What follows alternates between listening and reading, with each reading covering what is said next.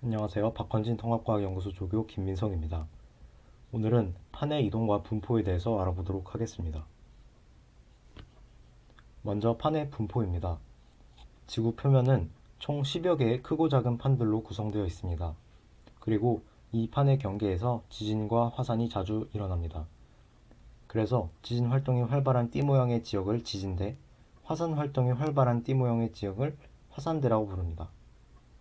그런데 그림을 보면 화산대와 지진대의 위치가 대부분 일치하는 것을 알 수 있습니다. 이는 바로 지진과 화산이 판의 경계에서 판의 상대적인 운동에 의해 일어나기 때문입니다. 그렇다면 이 상대적인 운동이 무엇인지 알아보겠습니다. 지구를 구성하는 10여 개의 판들은 모두 각자 다른 속도와 방향으로 이동하고 있습니다. 그림을 보면 화살표의 방향이 모두 다르고 화살표에 붙어있는 숫자도 모두 다릅니다. 이것은 판들이 모두 제각각 다른 속도와 방향으로 이동하는 것을 보여줍니다. 여기에 1년에 북쪽으로 5cm씩 이동하는 판 A가 있다고 생각해 봅시다. 그리고 그 아래에 1년에 3cm씩 북쪽으로 이동하는 판 B가 있다고 생각해 봅시다. 그리고 두 판은 1년에 2cm씩 멀어질 것입니다. 이 2cm/Y가 두 판의 상대적인 운동에 의한 것입니다. 이러한 과정을 통해서 판의 경계는 총 3가지로 분류할 수 있습니다. 판과 판이 서로 멀어지는 경계인 발산형 경계, 판과 판이 서로 모여드는 경계인 수렴형 경계, 그리고 판과 판이 서로 어긋나는 보존형 경계가 있습니다. 그럼 이제 문제를 봅시다. 그림 가는 해령 부근에서 지진이 발생한 지점을 나타낸 것이고, 나는 ABC 지점에서 해양 지각의 나이를 나타낸 것입니다. 우리가 가 그래프를 보면 두 가지 경우를 생각할 수 있습니다. 첫 번째는 이곳이 해령, 이곳이 변환단층인 경우입니다. 두 번째는 이곳이 해령, 이곳이 변환단층인 경우입니다.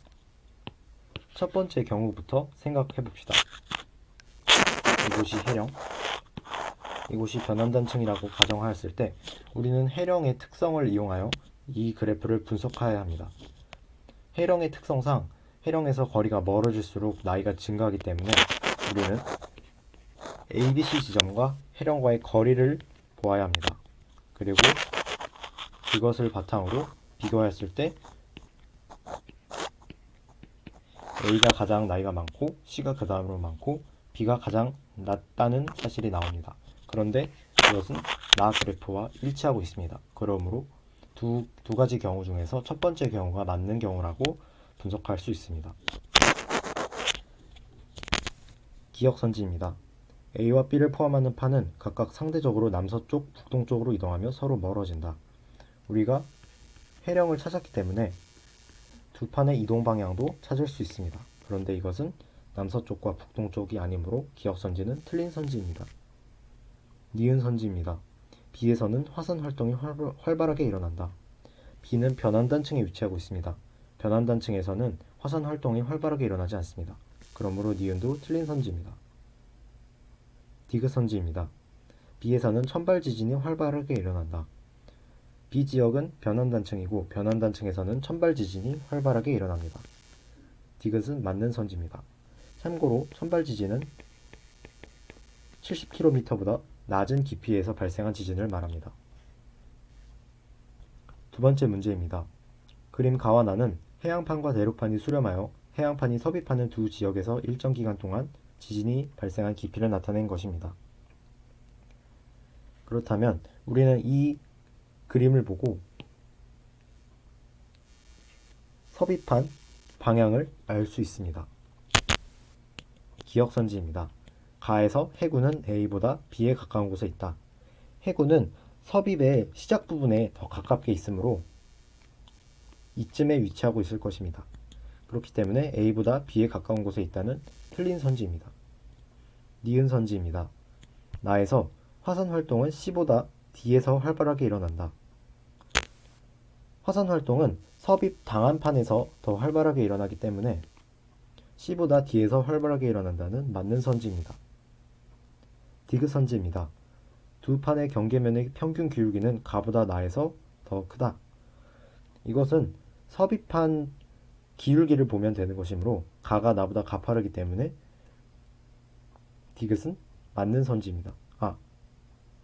틀린 선지입니다. 그래서 답은 니은입니다. 세 번째 문제입니다. 이것도 첫 번째 문제와 같은 맥락의 문제입니다.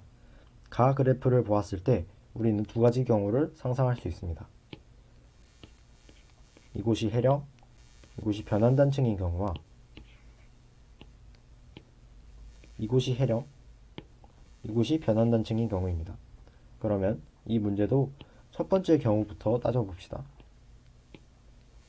이곳이 해령, 이곳이 변환단층이라고 가정하였을 때 우리는 지점과 해령 사이의 거리를 보면 됩니다. 그렇게 보았을 때 D가 가장 나이가 많고 그 다음에 A, 그 다음에 B와 C는 비슷해 보입니다. 그런데 이 분석한 자료와 나의 그래프가 일치하는 것을 알 수 있습니다. 그러므로 이 문제도 첫 번째 경우에 해당하는 문제입니다. 가선지입니다. 가에는 발산형 경계와 보존형 경계가 모두 나타난다.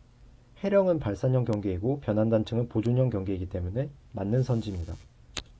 니은 선지입니다. 판이 이동함에 따라 지점 A와 C는 점점 멀어진다.